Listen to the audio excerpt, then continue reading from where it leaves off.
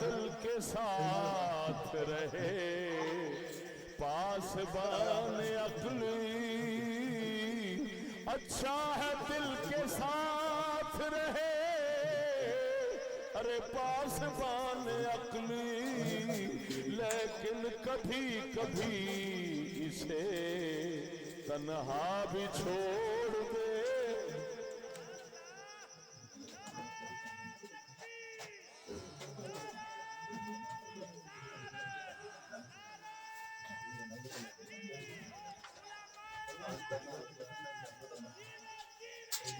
तवज्जो भाई सजना इधर वे तवज्जो दिल मकाम में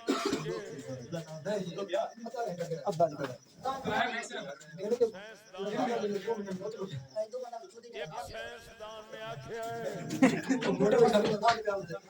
जहां में कायनात में कशिश सिकल सारी शय हौली नु छिक मगर नीतियां ने दे लगन बता आपस में साडे किसी साइंसदान ने आख्या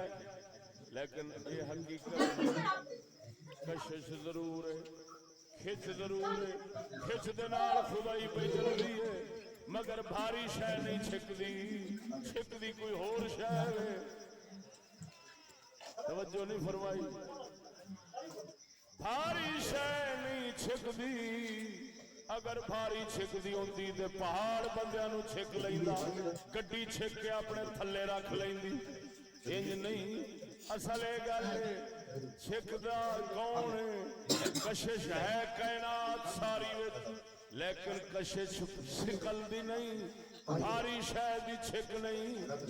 छिक इश्क दी है जेड़ा कायनात दी रग रग च रचिया है ता करके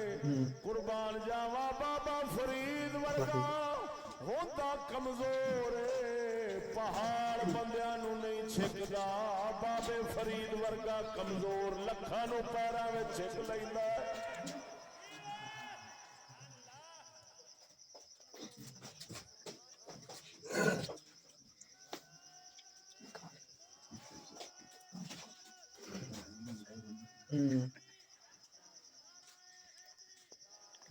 सारा नंबर सेट रहता है ये तो मुंह रखना ओ नहीं जाने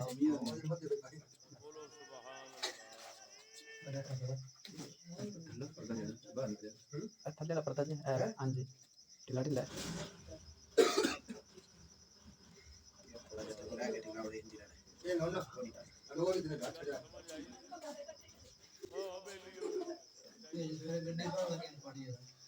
गड्ढे चला के रखना है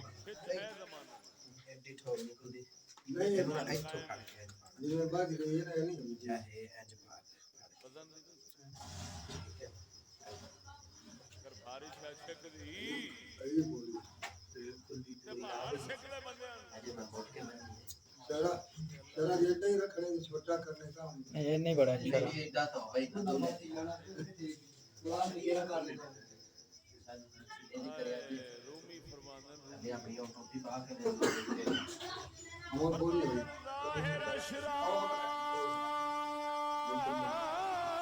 अदर अदर काली साहब कोले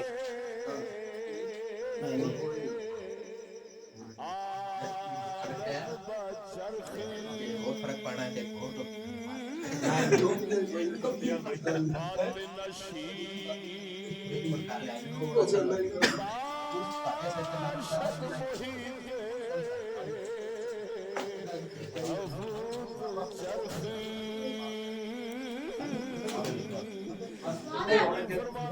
नहीं बड़ी सोहनी लगती है बड़ी सोहनी लगती है हो जाता तरड़े बाटने यार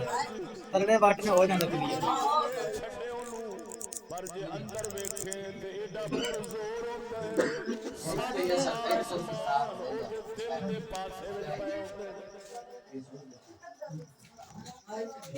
ए साडे पिंड दा जे SHO